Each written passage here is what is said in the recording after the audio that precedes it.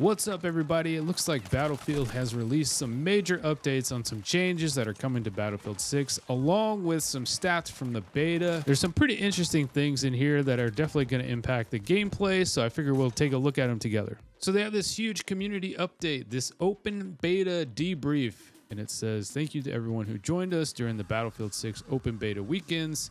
Your passion and feedback have been invaluable, with tens of thousands connecting on Discord to play together, over 600,000 hours streamed, and over 30 million hours watched." That's pretty cool. As we approach the launch of Battlefield 6 on October 10th, we'd like to take a moment to look back at the recent open beta to share our key learnings and in-game changes we're making based on your feedback and in-game data. Okay, so we're going to look at the changes here, but first I want to share this graphic. Most players in Battlefield beta history, we already knew that as the numbers were updating live, but here's the totals. 420 million total matches played, 92 million hours of gameplay. That is impressive. Over here we see some stats for, it looks like 4 billion, almost 5 billion enemies killed, to 30 million friendlies, almost 31 friendlies revived. If you look at the deployment rate per class here, you can see that Assault was the winner with 32%. Most people were deploying as Assault. Then Support at 26. Then you have Engineer at 23, right behind. I mostly played as Engineer because I like blowing up the vehicles and the jets and in helicopters. To me, that's a lot of fun. And then the last one at 19% is Recon. I definitely thought that Recon was the weakest way to play. It just felt like you didn't have much to work with. I mean, the C4 was good and effective, but yeah, the Recon seemed to be the weakest class, and I tend to agree with that. Hopefully we'll see some tweaks when the game launches to maybe strengthen that class up, because I do like playing Sniper. I do like how the different classes forces you to have a different play style. I think that's awesome for the game, and I think that's something that is a big improvement and something that DICE should continue to do, because it just encourages like different ways to play, and it makes the game feel a little bit more balanced because you have different players playing different styles. It's just not filled with 100 snipers and one medic. And over here we can see some of these other stats.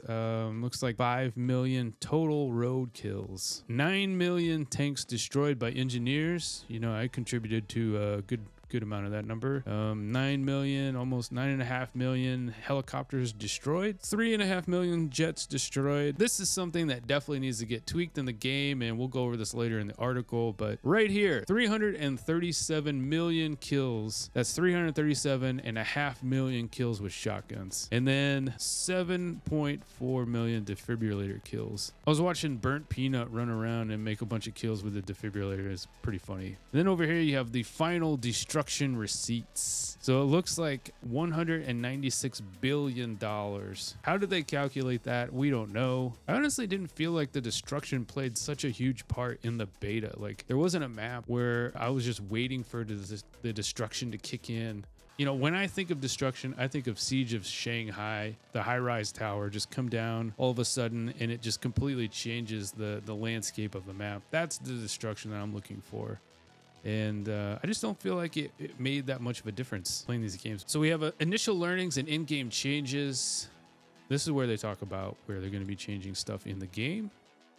And if we look at weapons, it says we're making targeted adjustments to deliver a more consistent and rewarding gunplay experience. This includes a general pass on recoil and tap fire characteristics across all weapons, further emphasizing their unique feel and improving range differentiation. We've also made changes to encourage more controlled tap firing and burst firing, rewarding precision and weapon mastery. Additionally, the M87A1 shotgun, here we go, now requires more pellets to secure a kill. We are investigating the time to kill and time to death experiences, and we will share an update if definitive changes are made in these areas. So I think this is all good stuff. Like I mentioned before, they're definitely going to tweak the M87A1 shotgun. And obviously that thing was just way OP, and it looks like they're going to tweak that. Sounds like they're making another pass on recoil. Some of the guns were maybe a little too flat, and I think an adjustment there would make them feel a little bit better. Rewarding precision and weapon mastery, so really learning how to fire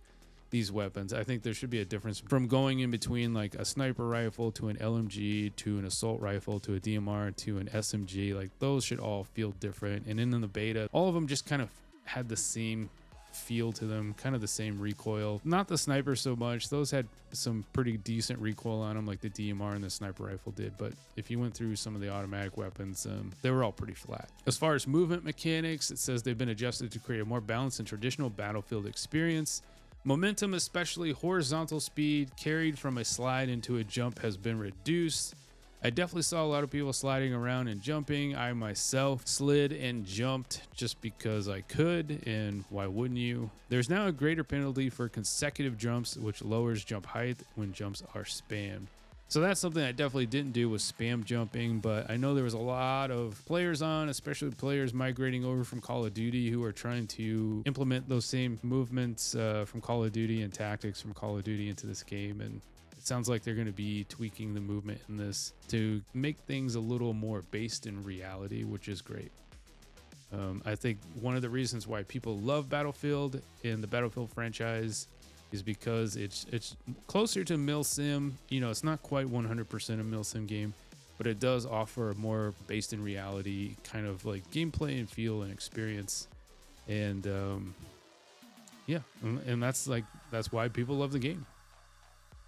So so these changes are designed to make sliding and jumping more situational, so they are no longer ideal options for engaging in gunfights. That's what I was just talking about.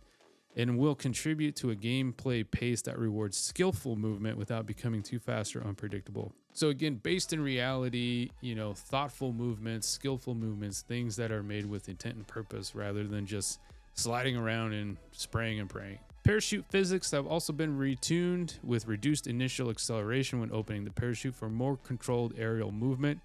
I kind of liked how fast the parachutes were. I didn't necessarily need, you know, a whole bunch of aerial movement. There was only, I think, one, like Liberation Peak was really the only map that you could use the parachutes on, you know, in a big way. So I think, you know, it didn't really make a difference to me. I don't know how much this is going to make a difference in the game. I think this is probably more like testing. So when they open up their Battle Royale map, they'll have a little bit better physics when it comes to the parachute.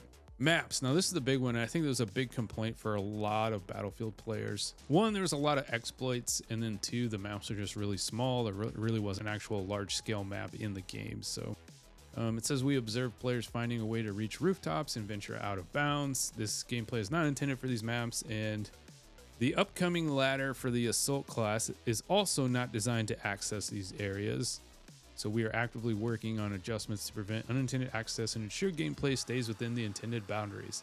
Definitely talking about Siege of Cairo here. I saw so many players getting up on the rooftops and just reigning supreme up there. And you know, because there's really just no way to get back at them unless you go up there yourself. So good to see that they're going to be taking care of that. We also heard strong feedback from players excited about the larger scale maps that Battlefield has to offer. While the open beta featured smaller, more fast-paced maps, larger scale maps are already part of our launch package, delivering action-packed gameplay and memorable, unique moments for every player. Okay, to me, that's awesome. That's exactly what I wanted to hear, because that's why I play Battlefield. I don't necessarily care about the smaller maps or playing the modes that are more up close and personal, like Deathmatch or even like smaller Rush. One of the things that kind of got old fast was just playing these same small maps over and over again. And a lot of times, like, they were so chaotic, like there was no rhyme or reason to them. Like, as soon as you would spawn in, like within minutes or even seconds, you would just die. A lot of times you're spawning in right on top of enemies, or enemies are spawning right behind you as you're taking over sectors or points in the game. So I think larger maps are going to be a must. It's what Battlefield is known for, and it sounds like they're going to be in the game at launch. As part of the upcoming Battlefield Labs testing, we'll be testing 2 new multiplayer maps, one set in Mirak Valley, the other a remake of the fan favorite from Battlefield 3, Operation Firestorm.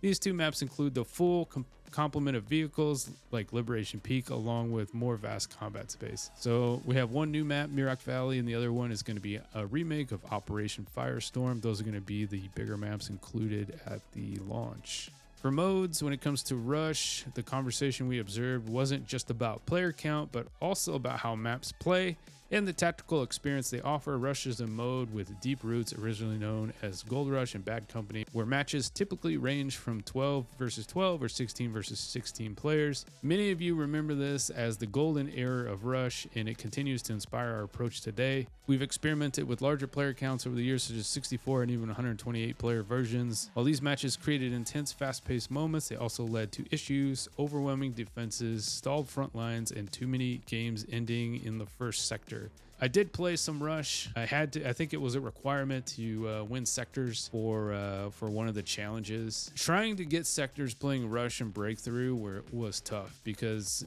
even through the custom search, there was no guarantee whether or not you would be attacking or defending. You know, if you're playing Breakthrough and you're defending, there's no way for you to actually win the challenge. That challenge was kind of a pain to complete, just because it was so difficult just to get in on a game where you were on a winning side. And it sounds to me like they're trying to balance that out. Rush is especially sensitive to higher player counts due to its tactical and strategic requirements. When a player tries to arm the MCOM while more than 20 opponents are defending, the intended gameplay becomes less tangible. That is true. I know one of the things that really frustrated me, especially playing on, I think it was Liberation Peak. Liberation Peak and Empire, those were, I feel like, the two worst offenders for being unbalanced as far as the gameplay is concerned. Based on feedback throughout recent titles, we're lowering the default player count for Rush to improve the flow of combat and restore the tactical, methodical experience that defines the mode. I also think that map design needs to go into the gameplay for Rush and Breakthrough. I don't think Liberation Peak is necessarily conducive for Rush or Breakthrough. It just, the way it's shaped and how one side is just higher than the other side, it's going to make it really tough for whoever starts on the low side. It's not just about player count. I think it's also about the maps, and unless they're going to be shaping these maps specifically for these modes, then I think it's going to be an issue. It goes on to say, for those who enjoy large-scale Rush, Portal will allow you to experiment with different player counts at launch. In contrast, Breakthrough is designed to accommodate higher player counts of up to 64 players, and that's where the mode really shines. Using win-loss data from the open beta, we're continuing to make map-by-map balance adjustments toward our goal of 50-50 win ratio for both attackers and defenders. So it seems like the goal is, whether you're playing attacker or defender, you have a 50-50 chance of winning. That is the goal, and that would be good. You know, even it out, make it fair.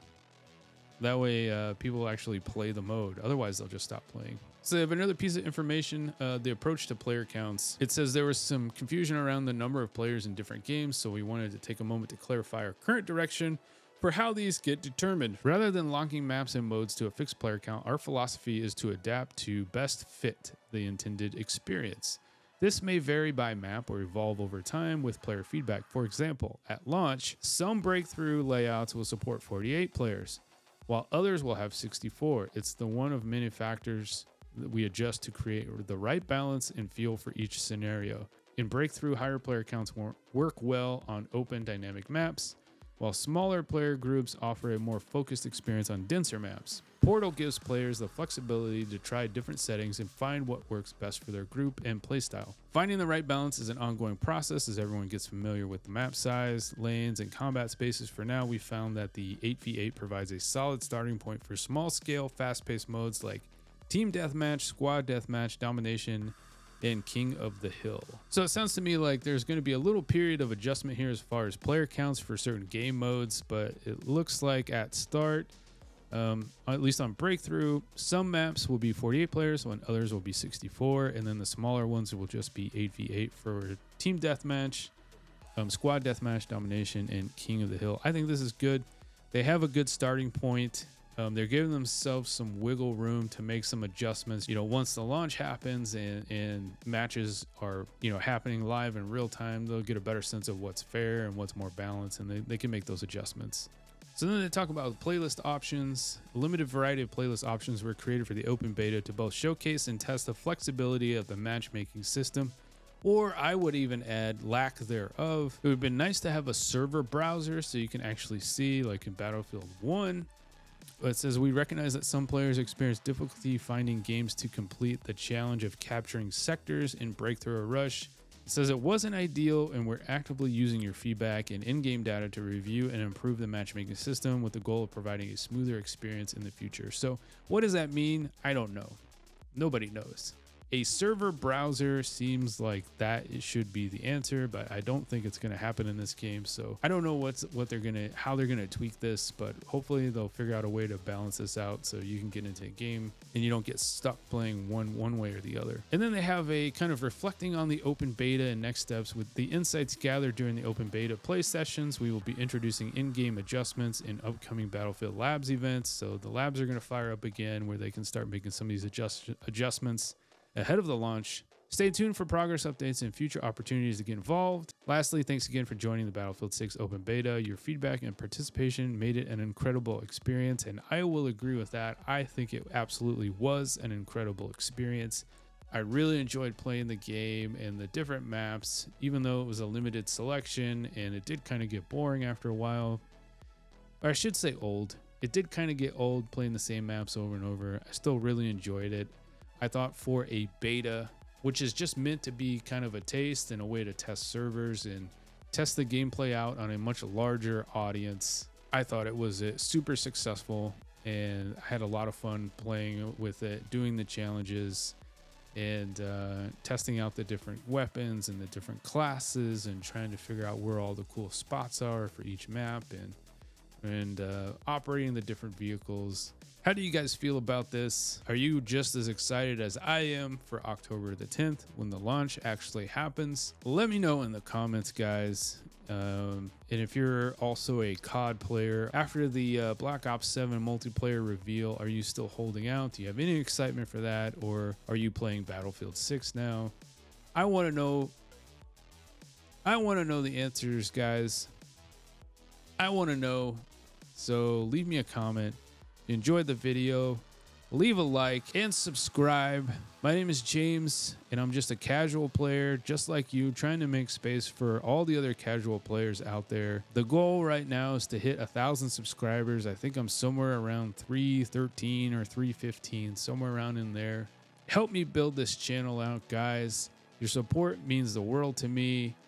I hope everyone has a great day. Thank you so much for watching, and I'll catch you in the next one.